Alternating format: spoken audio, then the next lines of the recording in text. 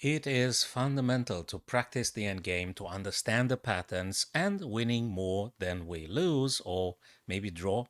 Let's go for the win if we can. So, guys, in this position, I hope you're going to get familiar with this. It's a classical one, and there are many other scenarios that we need to get more and more familiar with. You would say that the white pawn has to be removed by black king capturing so that you can make space for this pawn to go forward. True. In principle, true.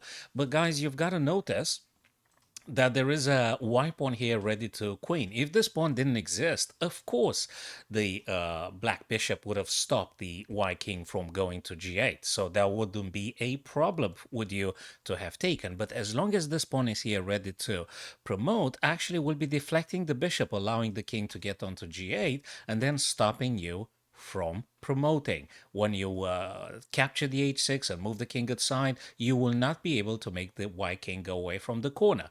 So what we need to do is denying access to the white king, so they can't go on g8. All right. Now you can take, because the white king is far away.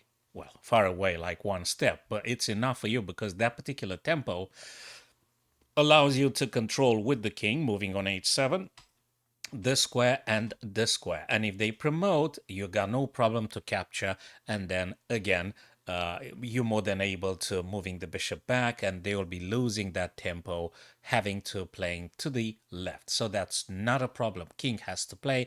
Again, pawn promotes, bishop promotes, but notice the king cannot go on g8. They will have to stay at distance, and that's everything that you need for you guys to win.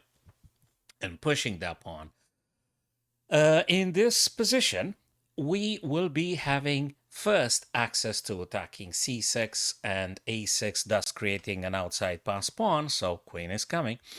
And in order to do that, you're going to be playing the g6, they capture, you're going to capture. Again, the black king wants to have access to here and blocking you from attacking the c6, right? So they try to gain access, but we're not going to let them do this. So we just follow them, keeping the black king on the back rank. Again, the move would have been d8, then king to d6, then king to c8, and then you're going to capture here.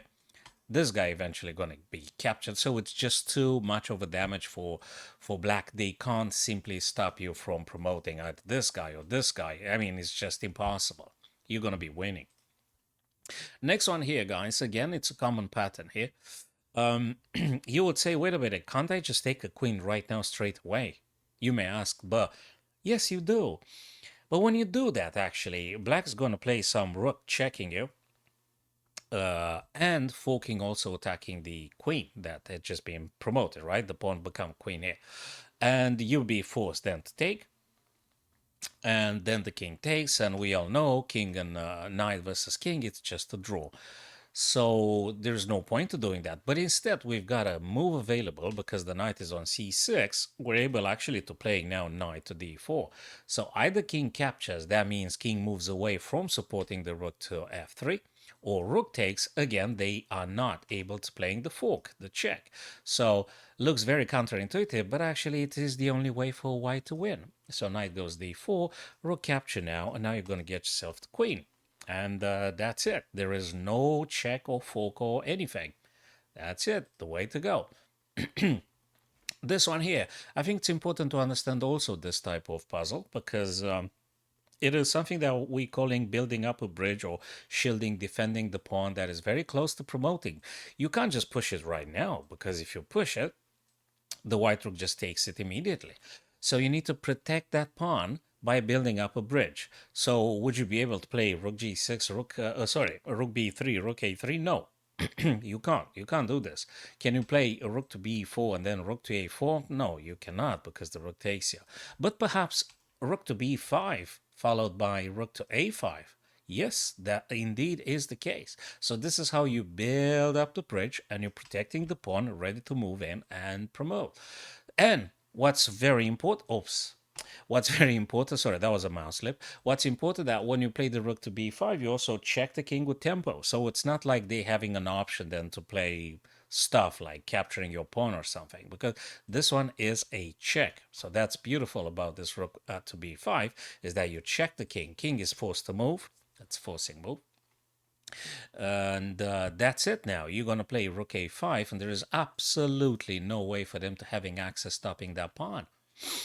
Moving now forward, the next, again, another type of exercise that we need to try to remember when it happens. You're just two steps away from promoting, and obviously you're going to push the pawn, which is on the seventh rank. And the blunder they just did now is that the king is on the same rank with the white pawn. So that allows you to move the rook safely. Let's say you go to the very other side of the board here.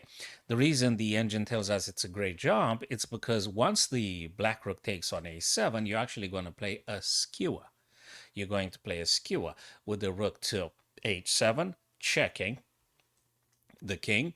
And again, it's on the same unfortunate rank. King has to move, and whichever way they decide to go out of the check, then your rook captures the black rook. And when you have the black rook and the king, it's more than enough for you then to win versus the other king. So, guys, that was just the first chapter. We're going to do the rest of the chapters, and I'm going to try to exemplify, to explain them clearly. Feel free to drop in any comments, join my live stream maybe later on today, and we can discuss maybe in more detail some of the stuff we did. You're more than welcome, and I'm happy to do so. So until the next video, guys, take care of yourselves, and see you soon.